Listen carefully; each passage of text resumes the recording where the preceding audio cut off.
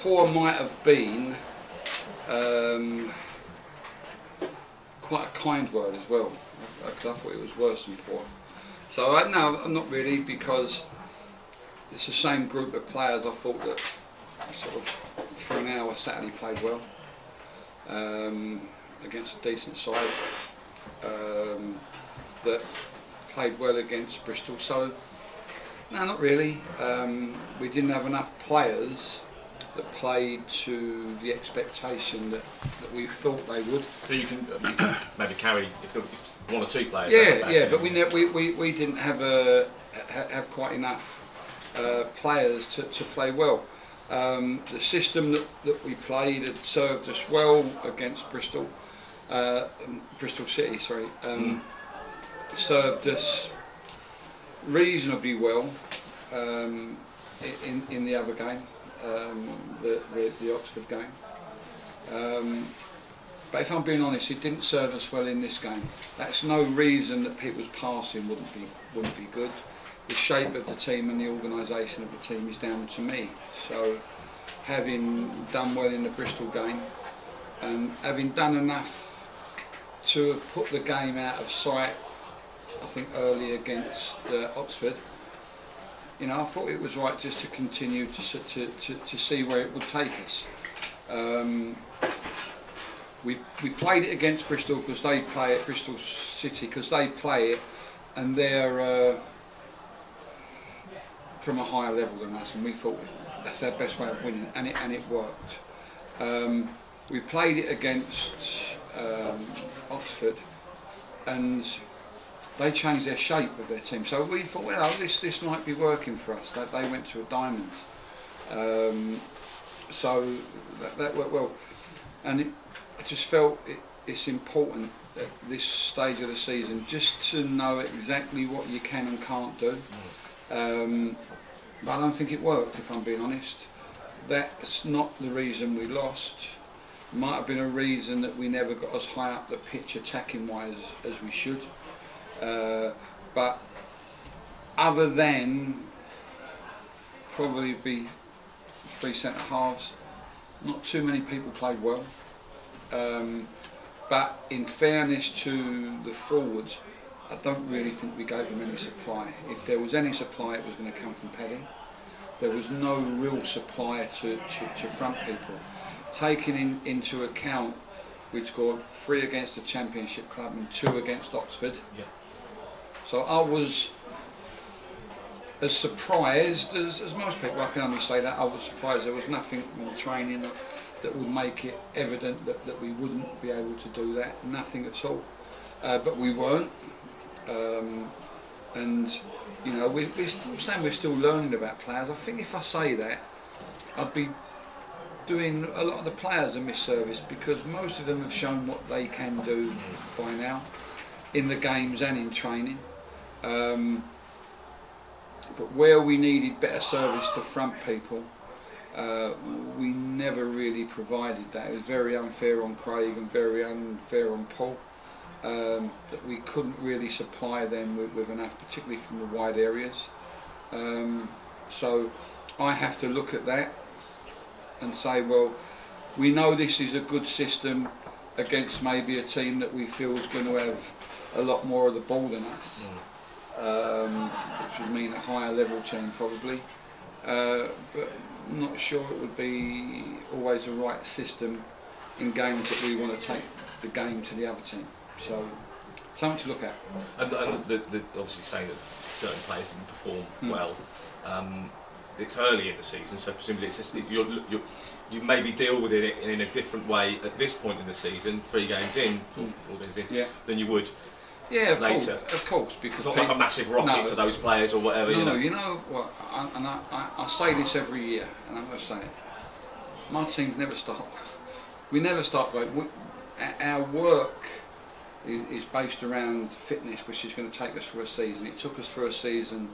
My first season here, when we started slow and ran away with the league, it took us from a low position last year to top of the league before we picked up our injuries and fell away. So I don't get overexcited either way. We slightly changed pre-season, to slightly change it to try and make us a bit sharper earlier. And I'd seen that greatest respect against Bristol, and I actually saw it first half against Oxford.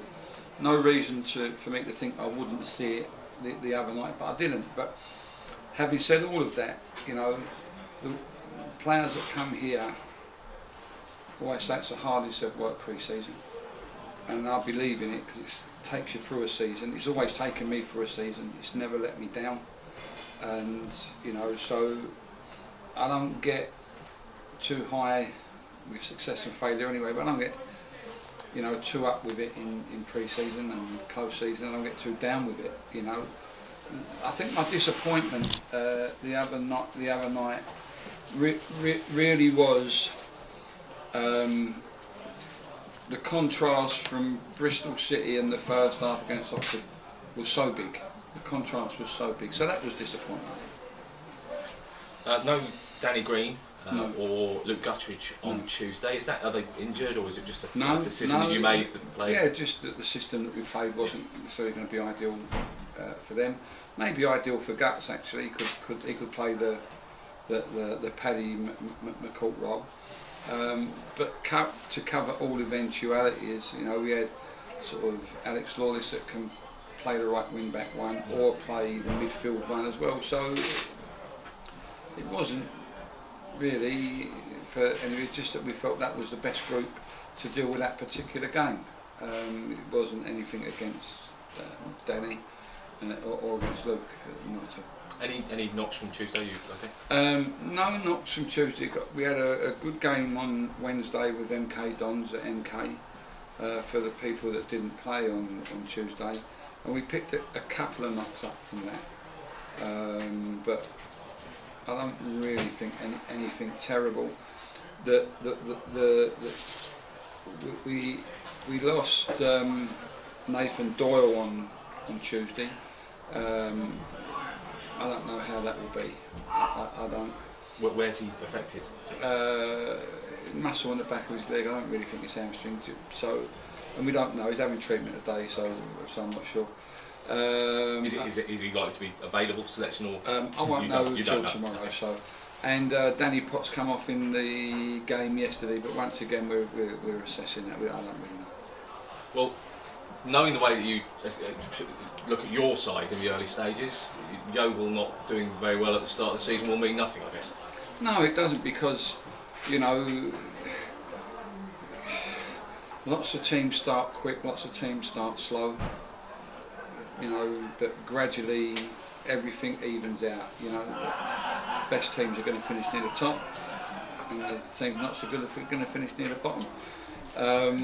And I don't get, you know, I don't get fooled by it. I really don't. You know, we could have won these 3 games, and I might be saying to myself, well, the little change that I've made in training has really benefited us. But it might not benefit us a bit up the road. I don't know. You know, it's suck it and see really.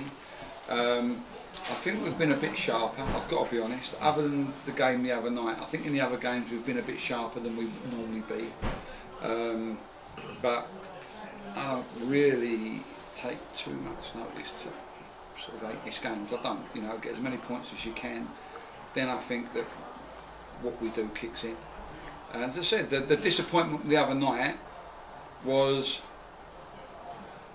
I thought we'd done okay so far this season. We went to Accrington, and I'm telling you, you ain't going to get a tougher away game than that, as Hull found, because they went there. It's a tough game, and we done okay. Bristol City I thought was terrific, and Oxford was okay. Great was okay, but we played some great football in okay, and we played it at a pace. So I didn't really see this game coming. I didn't. But was I disappointed? Yep.